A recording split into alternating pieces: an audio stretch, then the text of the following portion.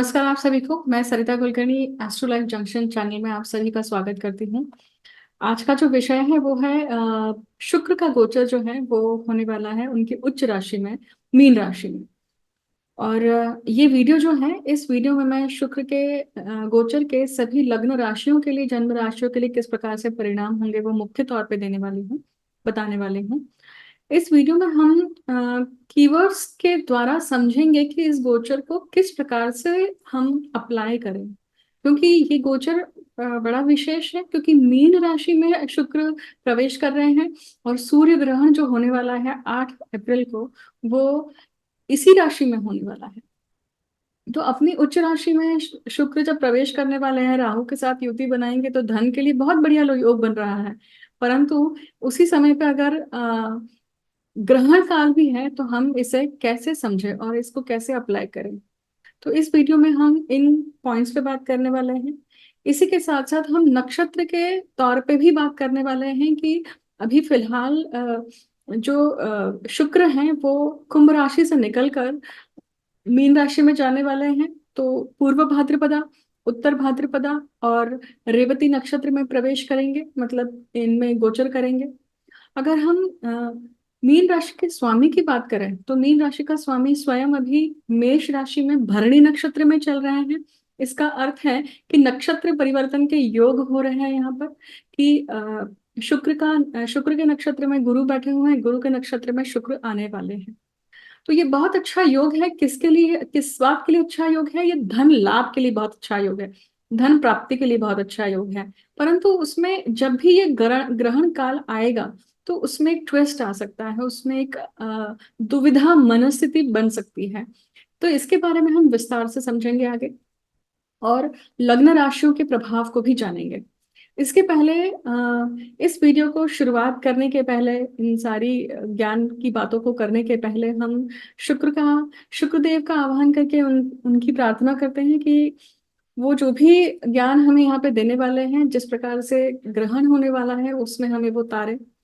लक्ष्मी जी जो शुक्र से देखी जाती हैं, लक्ष्मी जी का आशीर्वाद हम सब पे बना रहे, अष्टलक्ष्मी का आशीर्वाद बना रहे। हमसे अगर कोई भूल होती है तो उस भूल को किस प्रकार से दुरुस्त किया जा सके, इसकी भी चेतना, इसकी भी बुद्धि हमें श्री लक्ष्मी देवी प्रदान करें।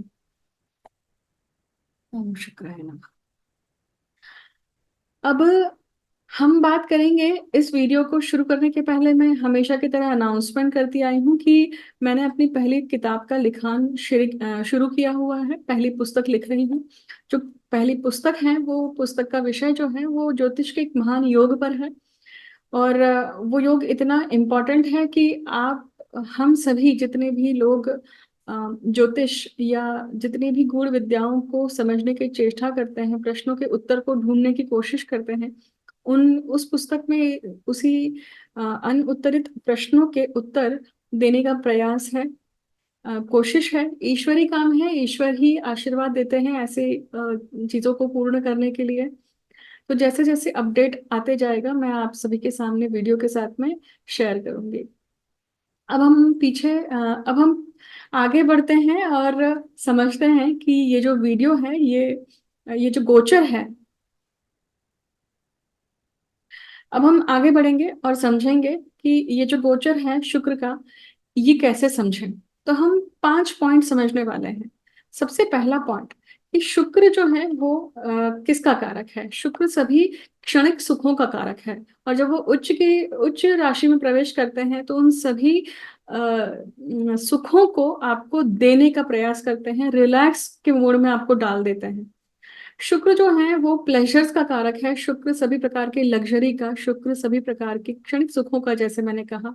शुक्र सभी प्रकार के जितनी रिफाइनिंग चीजें होती हैं, फाइन ट्यून करने वाली चीजें होती हैं, जितनी भी कला होती हैं, 64 कलाओं में से जो भी कलाएं आपको हमेशा पसंद आई हैं, उस कला का और ज्यादा बढ़ना या इस समय इन सब चीजों को की तरफ अट्रैक्ट होना, उस रिलैक्सेशन के लिए जैसे म्यूजिक का सहारा लेना, मेडिटेशन का सहारा लेना, मेडिटेशन करते समय मेडिटेशनल म्यूजिक का सहारा लेना, या आप ये कहें कि जिस प्रकार का कोई भी वादन अगर आप सीख रहे हैं, समझ रहे हैं, उसका सहारा लेना, ये सब चीजें आपको और ज्यादा शांति देगी और खुशियां देगी इस समय पे। और ये शुक्र जो है, इन सब चीजों में आपका जो ध्यान है वो और ज्यादा बांटेंगे।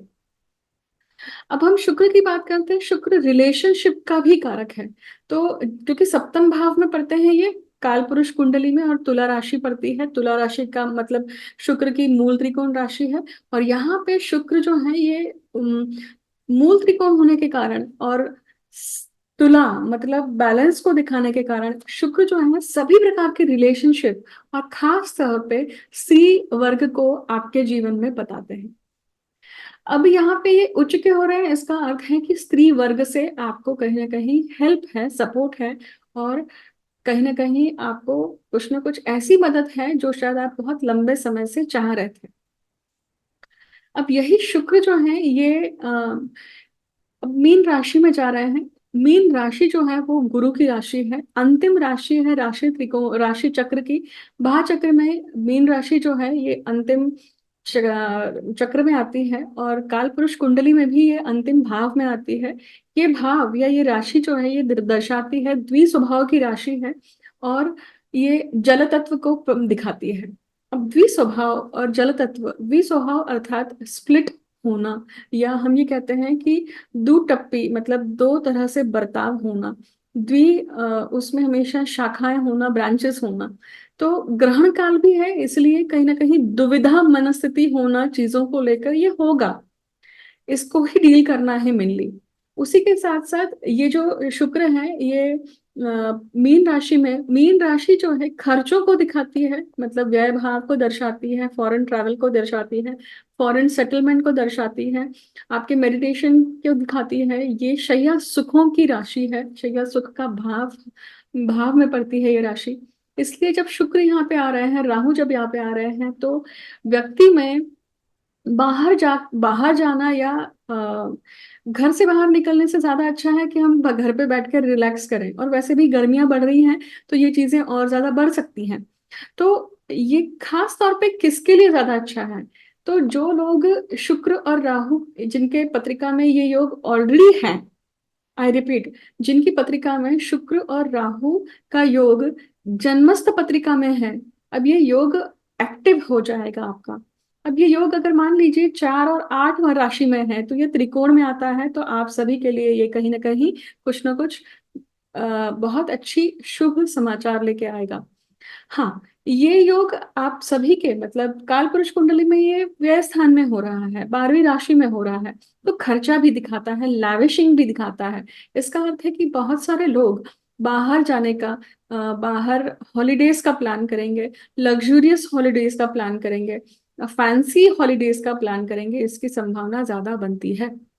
और इसी प्रकार से क्योंकि वैसे भी छुट्टियां लग रही हैं बच्चों की, तो एग्जाम्स खत्म होने के बाद में इस चीज का होना बहुत लाजमी है। तो आप देखिए कि गोचर किस प्रकार से हाथों में हाथ लेकर कैसे बिल्कुल उन सब चीजों को दर्शाता है, दिखाता है कि किस प्रकार से ग्रहमान स्थिति जो है वो हमारे हमारे ऊपर वैचारिक रूप से काम करती है। देखिए, अब एक चीज समझिए कि हमने शुक्र को समझ लिया, मीन राशि को समझ लिया, फिर हम समझेंगे कि उच्चत्व क्या देता है।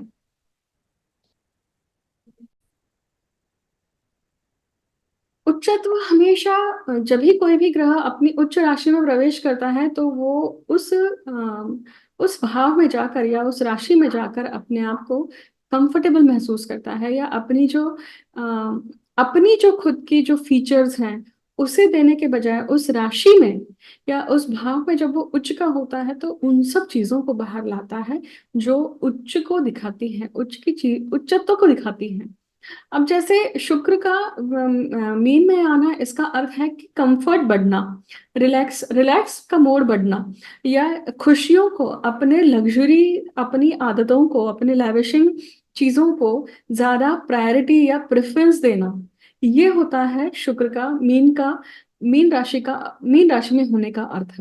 तो जितने भी लोगों की पत्रिका में मीन राशि का शुक्र है, उन व्यक्तियों को हमेशा अपनी लाइफ में कोई भी चीजें हो, चाहे वो खाने पीने की हो, पहनने की हो, या कॉस्मेटिक्स हो, या किसी भी दृष्टि से हो, ये साड़ी कैसी लगती है? क्रीम लगती है, बेस्ट टू बेस्ट लगती है।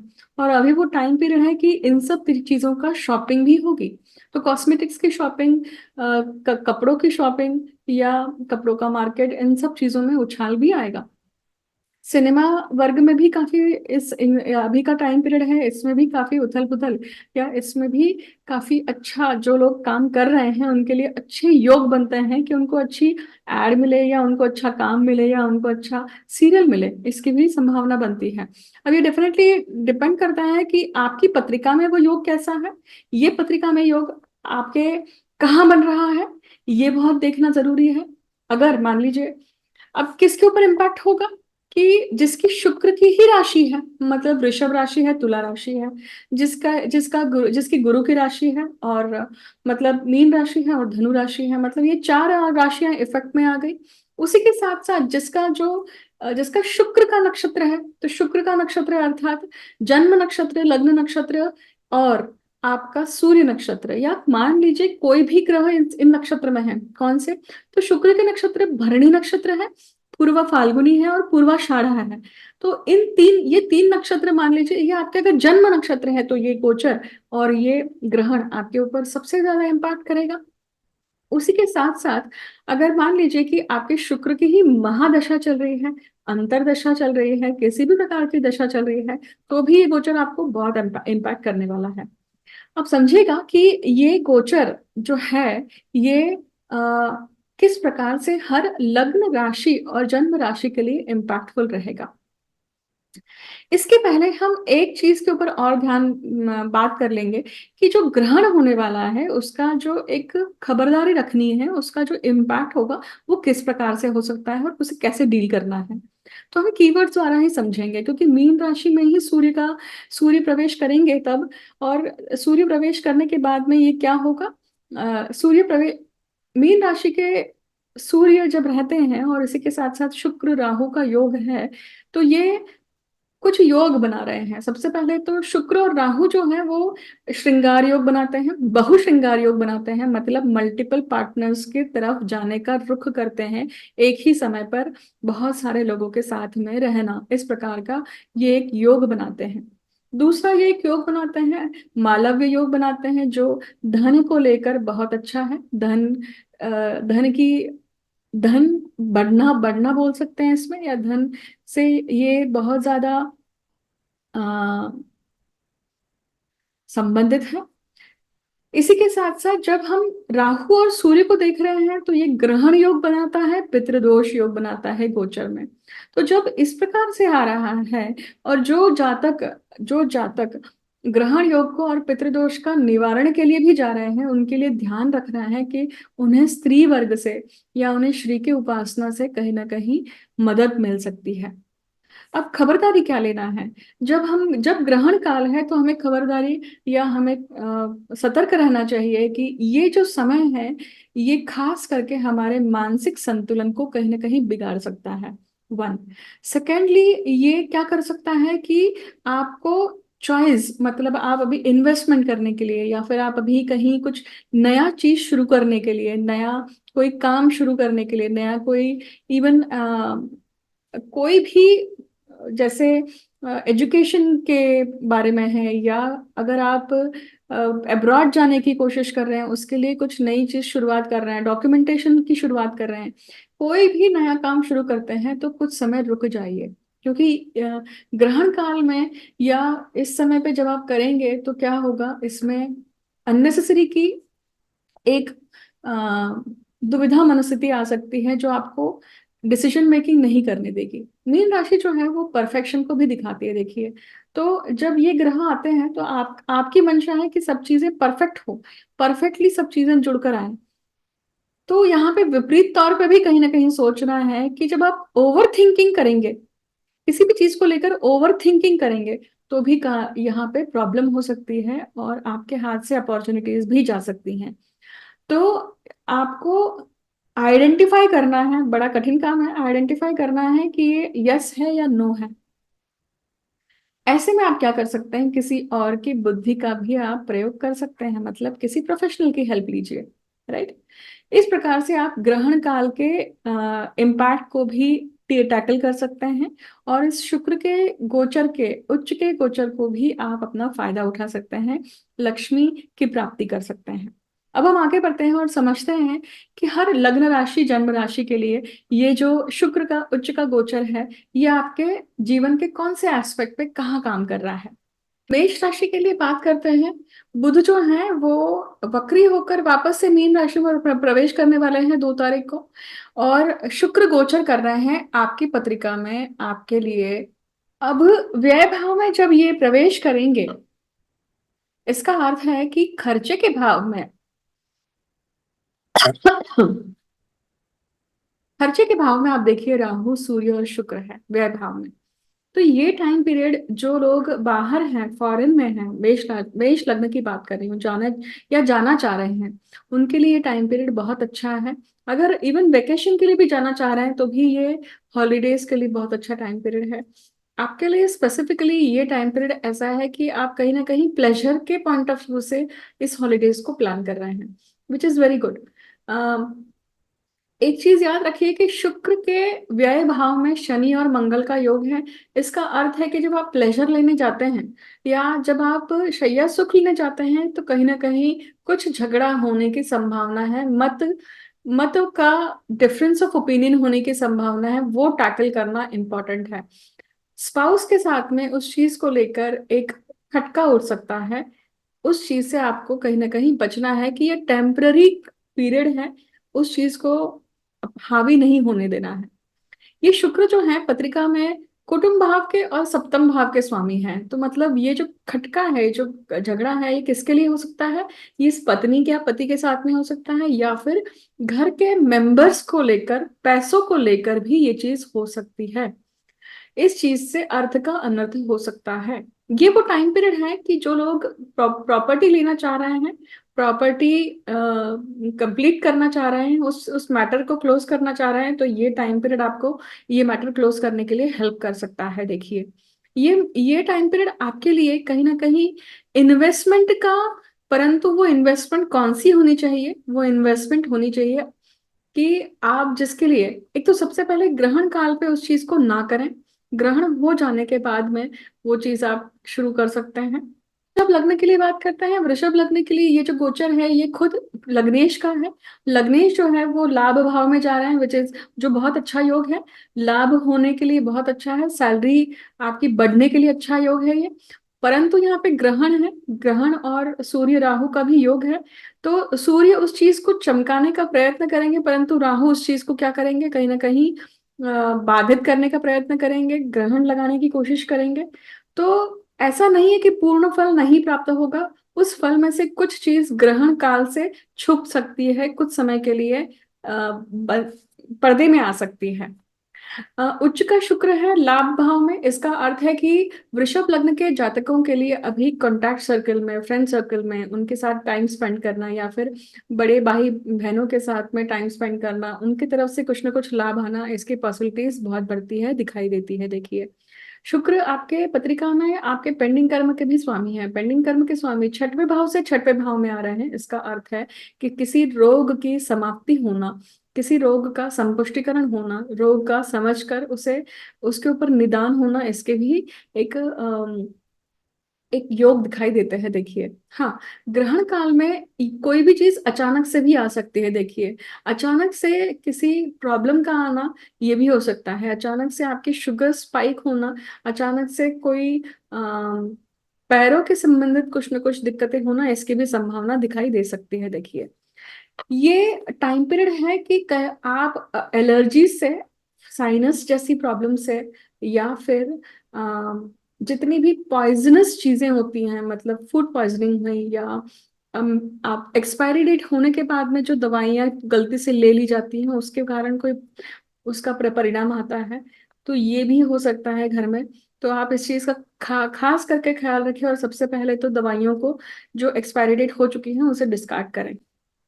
मिथुन राशि के लिए बात करते हैं। मिथुन राशि के लिए ये जो गोचर है ये कहाँ हो रहा है, ये उनके दशम भाव में हो रहा है।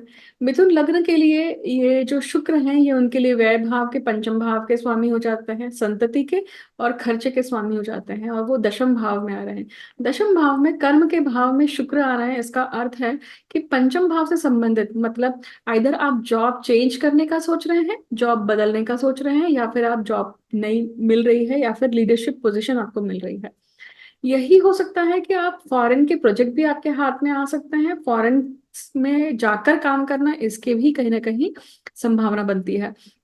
अगर हम देखें कि दशम भाव में है ये शुक्र और राहु के साथ में है, तो ये कॉर्पोरेट कल्चर में आपके आपके लाइफस्टाइल में कहीं ना कहीं आप एक अदर पार्टनर का भी एक ये योग दिखा रहा है, जिसके साथ में आप इन्वॉल्व होने की शक्यता दिखती है। अगर आप मैरिड हैं तो इस चीज को अवॉइड करिए जो गलत है, क्योंकि ये सूर्य साथ में होने के कारण वो चीज उजागर होने की संभावना है। अगर हम कर्क लग्न की बात करें तो कर्क लग्न के लिए ये जो शुक्र का उच्च का गोचर है ये उनके भाग्य भाव में हो रहा है। भाग्य से आपको आपकी प्रॉपर्टी प्राप्त होने की संभावना दिखाई देती है, छोटी ही क्यों ना हो पर कुछ ना कुछ प्रॉपर्टी जरूर होगी। और वो ऐसा घर होगा जिसमें आपको सूर्य का तेज या सूर्य 12 महीने उजाला देते होंगे, ऐसी आपको प्रॉपर्टी होने की शक्यता दिखती है इस गोचर के हिसाब से। वही हम देखें तो ये शुक्र जो है भाग्य भाव में है, तो कहीं ना कहीं पिता तुल्य लोगों से यहाँ पे हेल्प मिलने की आपको आशा है। परंतु उस शुक्र के व्यय भाव में शनि मंगल का योग है, खड़ाष्ट है, डिफरेंस ऑफ ओपिनियन है देखिए, इसलिए ये हेल्प निकल जाती है, ये हेल्प नहीं मिल पाती है। शुक्र के व्यय भाव में जब शनि मंगल है, इसका अर्थ है कि कुछ ना कुछ शुक्र से संबंधित जो भी आपको जितने भी आपको खुशियां मिलने वाली हैं उसमें कुछ ना कुछ खड़ाष्ट है। और जिन लोगों की पत्रिका में, जन्म पत्रिका में अगर खड़ाष्ट योग मतलब शनि मंगल का योग है ही, उनके लिए ये गोचर जो है ये और ज्यादा प्रोमिनेंट होता है और प्रोमिनेंट रूप से उनको फल देता है। तो वो प्रोमिनेंट फल क्या देगा, कहीं ना कहीं डिफरेंस ऑफ ओपिनियन हैगा होगा। ये अगर आपका आपकी पत्रिका में है, इसका अर्थ है कि आपको वो त्यागना है, उसे साइड करना है, और जो आपको मिल रहा है वो एक्सेप्ट करना है। कर्क लग्न के लिए ये जो शुक्र है ना, ये उनके पत्रिका में खुद सुख के भाव के स्वामी है और लाभ भाव के स्वामी है। इसका अर्थ है कि आप अपने किसी मित्र से मिलने वाले हैं, मित्र से मिलकर कुछ ना कुछ चर्चा विमर्श करने वाले हैं, जिससे आपको अपने बिजनेस में या फिर आपके काम में आपको फायदा होगा। भाग्य से भाग्य यहाँ पे कुछ ना कुछ आपको देकर जाएगा। सिंह राशि की बात करते हैं। सिंह राशि के लिए ये जो शुक्र का उच्च का गोचर है ये कहाँ पे हो रहा है, अष्टम भाव में हो रहा है। और सिंह लग्न के लिए ये शुक्र तीसरे भाव के पराक्रम के और कर्म के स्वामी है।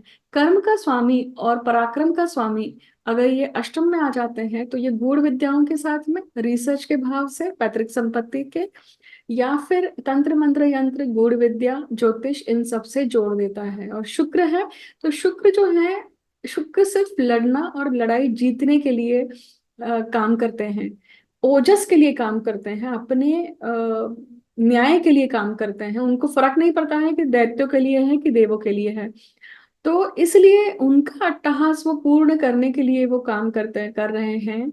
यही चीज अष्टम भाव में शुक्र जब आते हैं तो लक्ष्मी की प्राप्ति के लिए आपकी मानसिक स्थिति ऐसी हो सकती है, और उसके कारण आप कोई इस प्रकार के रिचुअल, इस प्रकार की पूजा या विधि के लिए आप जाने की संभावना दिखाई देती है, या डायरेक्ट लक्ष्मी की प्राप्ति दिखाई देती है यहाँ पर इस माध्यम से।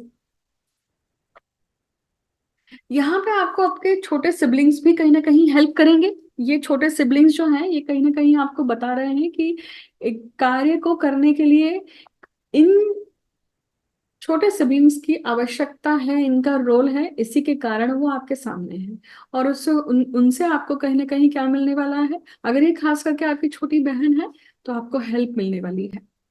कन्या लग्न की बात करते हैं। कन्या लग्न के लिए देखिए ये उच्च का शुक्र का गोचर है, ये इनके सप्तम भाव में है। सप्तम भाव में अगर आपका मान लीजिए शुक्र है तो ये टाइम पीरियड आपके लिए पार्टनर के साथ में आप बहुत ज्यादा एक्टिव हो जाएंगे। आप अपने 3 लेटर्स को मतलब सेक्सुअल प्लेजर्स को लेकर बहुत एक्टिव हो सकते हैं, या फिर आप अपने पार्टनर के साथ में अलग अलग प्रकार के लग्जूरियस चीजों को लेकर डील, अगर आप बिजनेस में हैं तो डील करेंगे, कॉन्ट्रैक्ट साइन करेंगे, इसकी संभावना दिखाई देती है। ये खास तौर पे कोई ना कोई ऐसा पार्टनर हो सकता है जो स्त्री वर्ग से हो, इसकी भी संभावना दिखाई देती है। कन्या लग्न के लिए देखिए, शुक्र जो है ये इनके दूसरे भाव के, कुटुंब धन के भाव, धन भाव के, वाणी के भाव के और भाग्य भाव के स्वामी होते हैं, जो सप्तम भाव में है। इसका अर्थ है कि ये जो टाइम पीरियड है, ये जो योग बन रहा है बहुश्रृंगार का आपकी पत्रिका में, ये आपको धन देकर जा सकता है, लाभ देकर जा सकता है, भाग्य देकर जा सकता है, अगर ये बहुश्रृंगार आपसे होता है। परंतु ये बहुश्रृंगार जो है ये आपको कहीं ना कहीं बहुत सतर्क होकर काम कार्य करने के लिए कहता है। क्यों? क्योंकि यहाँ पे राहु और राहु के साथ में सूर्य है, ग्रहण योग है, और ग्रहण योग होने के कारण बहुश्रृंगार जो है हमेशा ऐहिक मतलब शारीरिक रूप से ही काम करे ऐसा नहीं है।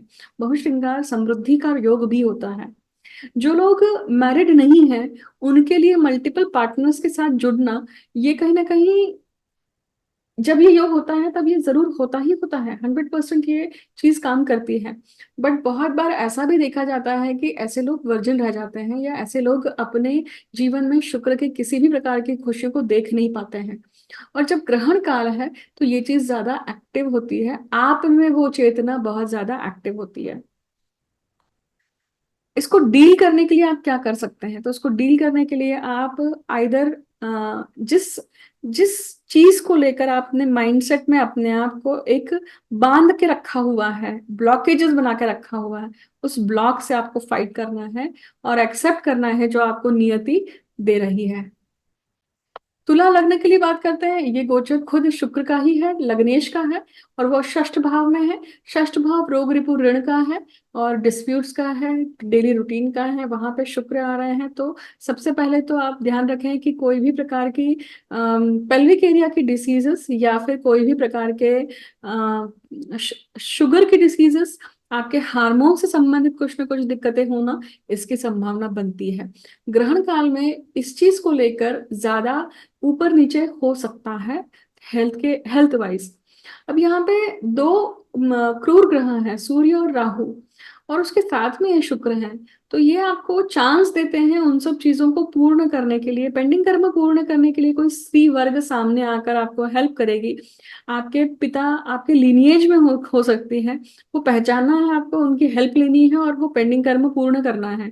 अगर आप ये पेंडिंग कर्म पूर्ण कर लेते हैं तो आप अपने लग्नेश मतलब शुक्र अष्टमेश भी है यहाँ पर, इसको पूर्ण करते हैं, तब जाके आपको लाभ मिलता है, क्योंकि वो सूर्य साथ में है और वो चीज चमक के आपके जीवन में आ जाती है। यही वो समय है जो तुला लग्न के जातक हैं सर्विस को लेकर, जॉब को लेकर शायद डिफिकल्ट सिचुएशन में हो सकते हैं, और उन्हें यहाँ पे इस चेंज भी दिख सकता है। ये वो टाइम पीरियड है कि आप कहीं ना कहीं ओवर बोर्डेड हो रहे हैं, काम का लोड है, और आप अभी रिलैक्स मोड में जाना चाह रहे हैं, परंतु वो चीज मिल नहीं रही है।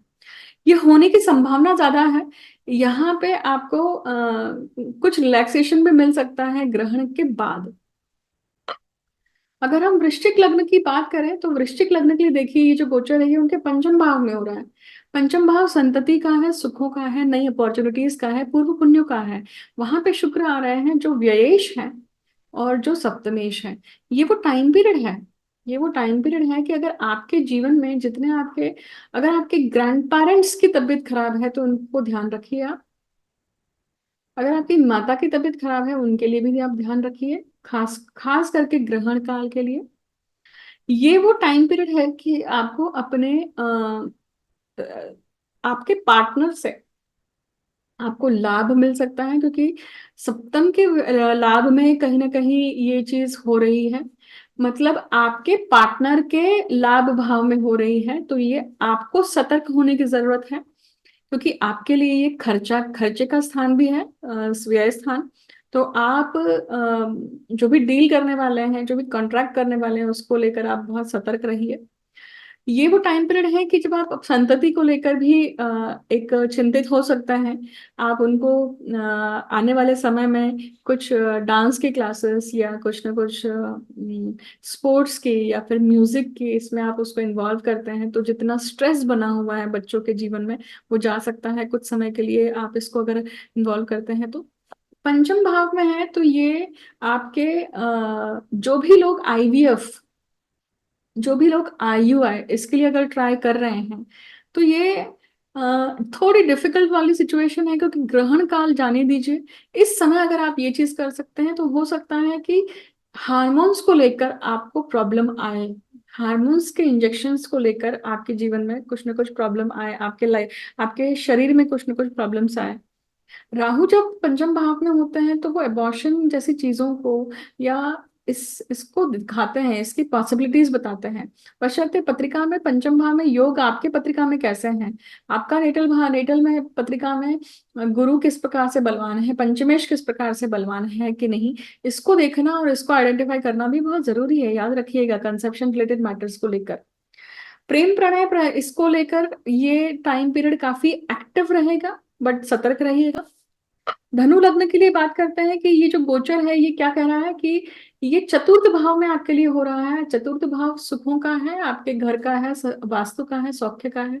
घर में कोई ना कोई ऐसी चीज होने की संभावना दिखती है ग्रहण काल में, या खुशियों को एक, जो खुशियां चल रही हैं, क्योंकि शुक्र उच्च होने के कारण घर में कुछ ना कुछ एसी लगना, लाविश चीजें होना, या घर में ये सब चीजें दिखाई जरूर देती हैं, परंतु ग्रहण काल में उसी चीज को कुछ ना कुछ काला टिक्का लग जाएगा या लग सकता है, इसका भी ध्यान रखना है। राहु जब चौथे भाव में होते हैं तो वो लैविशिंग या घर के वातावरण में कहीं ना कहीं असामाजिक तत्वों को भी लेकर आ जाते हैं। मतलब ये समय जो है घर में एडिक्शन या अल्कोहल को लेकर या ऐसी चीजों को लेकर घर में पार्टीज होना, ये भी हो सकता है, या ये आपके इच्छा के विरुद्ध है, परंतु ये कहीं ना कहीं ऐसी सिचुएशन बन रही है कि घर पे कोई सदस्य ऐसा कार्य कर रहे हैं, उसके कारण आपका मन या संतुलन बिगड़ता है, आपका आपका सुखों में अशांति आती है। मकर लग्न के जातकों के लिए ये जो गोचर है, देखिए ये उनके तीसरे भाव में पराक्रम में हो रहा है। पराक्रम में ये ग्रहण योग है। इसका अर्थ है कि अभी आपका पराक्रम जो है वो ग्रहण युक्त होगा, मतलब पर्दे के पीछे छुप जाएगा आप जो भी अभी काम करने वाले हैं। शुक्र उच्च के हो रहे हैं यहाँ पे, तो इसका अर्थ है कि अभी आप खर्चे के लिए, अभी आप बाहर घूमने के लिए, अभी आप हॉलीडेज के लिए बहुत सज्ज हैं और जाना चाहते हैं, रिलैक्सेशन ऑलरेडी प्लान कर चुके होंगे या प्लानिंग में होगी ये सब चीजें, छोटी यात्राओं को प्लान कर रहे होंगे, खास करके जंगल जैसी चीजें, ग्रीनरी जैसी चीजें, वहां पे आप सफर करने के लिए जा रहे होंगे। परंतु यहाँ पे याद रखिएगा कि शुक्र के व्ययभाव में मंगल और शनि का खड़ाष्ट योग है। इसका अर्थ है कि खाने पीने के अगर आपने ध्यान नहीं रखी सही तौर से, तो ये जो गोचर है ये आपको पेट की समस्या या हेल्थ के कॉन्फ्लिक्ट दे सकता है। ये टाइम पीरियड है कि जब आप अपने छोटे भाई बहनों के साथ में मिलकर कुछ एक्टिविटी करने के लिए प्लान कर रहे हैं। ये वो टाइम पीरियड है कि जब आप अपने घर को लेकर भी कहीं ना कहीं चेंज करना, या घर को लेकर भी कुछ ना कुछ सोच रहे हैं, इसकी भी संभावना दिखती है चेंज की। कुंभ लग्न की बात करते हैं। कुंभ लग्न की देखिए ये जो शुक्र के उच्च का गोचर है ये उनके कुटुंब भाव में है। कुटुंब में शुक्र अर्थात नया व्यक्ति का आगमन होना घर में, किसी या फिर नए पार्टनर के साथ में जुड़ना, नई डील क्रैक होना, और वो डील ऐसी है जो ग्लैमरस है, वो कहीं ना कहीं आपके शुक्र को बढ़ाती है, बशर्ते आपके पत्रिका में शुक्र किस प्रकार से काम कर रहे हैं। कुटुंब भाव में ये शुक्र उच्च के हो रहे हैं। इसका अर्थ है कि आपके खान पान में, आपके घर में पार्टी का माहौल भी है, और वो पार्टी में कहीं ना कहीं आप मदिरा सेवन या इन सब चीजों का भी एक दिखाई देता है, या फिर स्त्री वर्ग की ये पार्टी कहीं ना कहीं संचालित दिखती है। ये टाइम पीरियड है कि शुक्र जो है आपके पत्रिका में चतुर्थेश और भाग्येश है। अगर ग्रहण काल में आपसे कोई ऐसी गलती होती है जो आपको, आपसे नहीं होनी चाहिए, तो आपका पेंडिंग कर्म आधा अधूरा रह के आपका भाग्य यहाँ पे दिक्कत में आ सकता है, ये भी आपको ध्यान रखना है। मीन लग्न अंतिम लग्न की बात करते हैं। ये जो गोचर है ये लग्न में हो रहा है, और लग्न में शुक्र जो है वो उच्च के हो रहे हैं। और उच्च का शुक्र जो है वो पत्रिका में पराक्रम का और अष्टम भाव का स्वामी है। पराक्रम का और अष्टम भाव का स्वामी जब लग्न में आता है तो ये व्यक्ति के हाथ में वो चीज आ जाती है कि आप उस चीज के लिए कितना करेज दिखाते हैं। तो करेज कहाँ दिखाना है? कहीं ना कहीं मीन लग्न जो है वो परफेक्शन को दिखाता है। देखिए, अंतिम राशि है, अपने फैमिली को लेकर, अपनी चीजों को लेकर काफी स्ट्रांग होना होते हैं मीन लग्न के जातक। अब यहाँ पे शुक्र राहु सूर्य है। शुक्र राहु जब लग्न भाव में आता है, ये आपको बहु श्रृंगार में डालता है, ये आपको मल्टीपल पार्टनर्स की तरफ अट्रैक्ट करता है। और ये वो टाइम पीरियड है कि जब ग्रहण काल है, तो इस चीज को लेकर अगर आपका बर्ताव ऐसा है तो वो आपको प्रॉब्लम भी कर सकता है। जो व्यक्ति जिनके जीवन में ऐसा कभी भी इस प्रकार का कोई ऐसा अगर मौका नहीं आया है या कभी ऐसा बर्ताव नहीं किया है, ये वो समय है कि वो अचानक से उनके सामने ऐसी कोई चीजें हो जाए और वो इस चीज के ऐसी सिचुएशन में फंस जाए। ये वो टाइम पीरियड है कि आपके सामने लक्ष्मी को लेकर, पैसों को लेकर आप कहीं ना कहीं इस तरह से कारण बन सकता है। देखिए, ये वो टाइम पीरियड है कि आप अपने स्पाउस के मनी को लेकर भी इस प्रकार से, मीन लग्न के जातकों के लिए भी ये टाइम पीरियड कैसा है, सतर्क होकर चलने का है। यहीं पे मैं अब 12 राशियों के विवेचन को समाप्त करती हूँ। इस वीडियो में आप ग्रहण के लिए और शुक्र का गोचर आपके लिए, सभी के लिए अच्छा हो तो आप रेमेडी क्या कर सकते हैं? तो आप सबसे पहले तो शुक्र जो है वो गौ माता को दिखाते हैं। तो गौ माता को नित्य रूप से गुड़ और रोटी खिला सकते हैं, अपने शुक्र के किसी भी प्रकार के गलत इम्पैक्ट को हटाने के लिए। एक चीज ध्यान रखिएगा कि जब मैं आपको रेमेडीज अगर दे रही हूं तो वो रेमेडीज जनरल लेवल पे हैं। आप आप फ्री हैं इस चीज को निर्णय लेने के लिए कि आप अपनी पत्रिका को दिखवा के फिर आप उस रेमेडीज को करें। जनरल रेमेडी जब आप काम करते हैं तो कौन सी रेमेडी से क्या अच्छा हो जाए और कहाँ क्या चीज कम हो जाए, बंद हो जाए, कहाँ नहीं जा सकता है, याद रखिएगा। क्योंकि आप में से बहुत सारे लोग वीडियो के कमेंट सेक्शन में डालते हैं कि रेमेडी तो दी ही नहीं। रेमेडी तब दी जाती है जब मैं आपकी पत्रिका देखकर आपको सही प्रकार का और विवेचन देने के बाद में क्या जरूरत है उसे बताऊं। और एक चीज याद रखिएगा, कोई भी ज्योतिषी जब आपको पत्रिका देखने के बाद में कोई रेमेडीज अगर बता रहा है, भले ही वो महंगी क्यों ना हो, उसमें आपका खर्चा क्यों नहीं होने वाला हो, आपको ये भी ध्यान रखना है कि पत्रिका में जो चीज है, जो दोष है, जो शाप है, वो जो जो कर्सेस हैं, उसे अगर लिफ्ट करना है तो उतना ही कर्म आपको लगाना पड़ेगा। कोई भी चीज फ्री में तो नहीं आती है, मेहनत तो करनी पड़ेगी आपको। या तो आप खुद कर्म करने के लिए तैयार रहे कि मैं रोज नित्य नियम से इस चीज मंदिर में जाकर जल चढ़ाऊंगा शिव जी पर, ये कर्म है ना। ये कर्म करने के लिए आपको रोज सुबह तैयार होना पड़ेगा, नहा धोकर आपको जाना पड़ेगा। इधर आप अपने कर्म को करने के लिए तैयार हो जाए, या फिर अगर आप किसी और से जब करवाते हैं तो वो व्यक्ति अपना कर्म लगाने वाला है, आप सिर्फ अपना कर्म दक्षिणा के रूप में वहां पे खर्च कर रहे हैं, याद रखिएगा। तो कोई भी चीज रेडीमेड भी मिल जाए, अच्छी भी मिल जाए, 100% फायदा भी हो जाए और हमें कोई दिक्कत भी नहीं हो, इतना सब कुछ कैसे हो सकता है? गलत है ना ये सोच। जिसकी भी ये सोच है कि किसी भी ज्योतिषी के पास आप जाते हैं और अगर वो ज्योतिषी आपको कोई रेमेडीज बता रहा है तो आपका कर्तव्य है कि वो रेमेडीज आप सही प्रकार से समझ लें। अगर आप करने की क्षमता नहीं रखते हैं तो आप उनसे वो रेमेडीज पूछें जो आप कर सकते हैं। और जनरल लेवल पे जब वीडियोस में आपको रेमेडीज बताई जाती हैं तो आप इससे ये अपेक्षा करना कि ये रेमेडी हमारे लिए 100% काम कर ही जाएगी, ऐसा नहीं होता है ना। और वो काम कर भी जाएगी, कर भी रही होगी, तो भी आप क्या सक्षम है उस चीज को समझने के लिए कि ये रेमेडी काम कर गई है या नहीं कर रही है? तो सामने वाले पे उंगली उठाने के पहले अपना कर्म जरूर देखिए, बहुत जरूरी है। यहीं पे मैं इस वीडियो को समाप्त करती हूँ। आप सभी को इस गोचर के लिए शुभकामनाएं देती हूँ, ग्रहण के लिए शुभकामनाएं देती हूँ। नए वीडियो के साथ में नया टॉपिक लेकर आपके सामने वापस आऊंगी। Thank you so much for listening me patiently and all the best.